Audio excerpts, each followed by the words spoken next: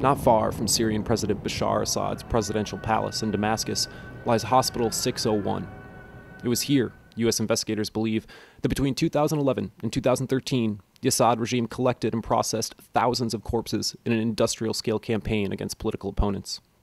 U.S. officials were alerted earlier this year when a Syrian military police photographer who defected to the West and was given the nickname Caesar to disguise his identity turned over to U.S. law enforcement agencies part of a vast trove of post-mortem photographs from Hospital 601 that he helped smuggle out of the country on digital thumb drives. Both U.S. and European investigators believe the photos are authentic.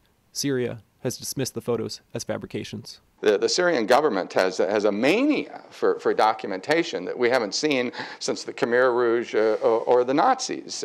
And certainly an example of that are these Caesar photos, evidence of thousands of individuals tortured to death. Individuals that have been strangled and mutilated, gouged, burned, starved, documented with a card with the number of the death, and in the thousands of individuals in order to prove to somebody, yes, indeed, we did kill that guy, and we killed him with in a truly horrible way. U.S. investigators who have reviewed about half of the 50,000 photos they were given say they believe at least 10,000 corpses were cataloged. Many are believed to have been anti-Assad activists.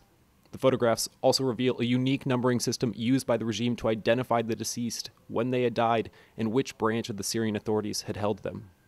Numbers were written directly on the bodies, or on white cards, and placed on each of the corpses. Investigators believe these weren't victims of regular warfare, and that many of the bodies were brought to the hospital from the Assad regime's sprawling network of prisons, a system Syrian activist Qutaiba al-Libi became all too familiar with after he was arrested in April 2011. First he asked me to take off all my clothes. They searched me. And then they gave me back my clothes and asked me to step in the hallway. And then they would start beating me. So they brought kind of two pieces of wood. It's called the flying carpet. They brought two pieces of wood. It's connected with kind of ropes or something, and they wrap the first part to my back and the other part to my legs. They tied the two pieces together, so my head and my feet were in the same position, and I felt all my bones are cracking back there, and they started beating me with the whips on my face and my feet. And I was screaming all the time, saying I have nothing to do with anything, and just I was just being there. And they were just laughing all the time.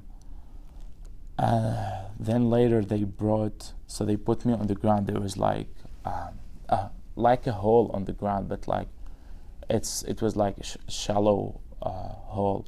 So they made me lie down there. They brought freezing water. They put it all over me.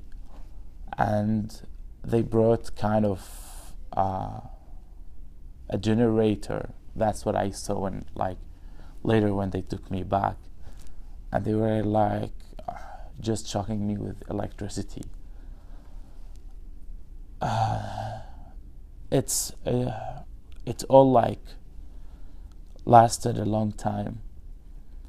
Mr. al-Libi was eventually released and rearrested before escaping after security came looking for him once again. He now lives in the U.S. and is seeking asylum. As U.S. officials continue to pore over the trove of leaked images, some hope the photos can be used to build a case for a potential war crimes prosecution of the Assad regime. It is unclear when, if ever, such a case might be brought. As for Qutaiba al-Libi, he says his tortures only solidified how he feels about the revolution in Syria. Before I was arrested, we would go out in the streets in demonstrations. Even in the first demonstration, we were calling for freedom and democracy. But I didn't really know what, theoretically I know what freedom is, but when the officer or the cop take the cuffs out of your hands, and you're gonna go back home and you're gonna see your family again, or you will not be tortured for another night, or all of that. At that point, you know what freedom really means.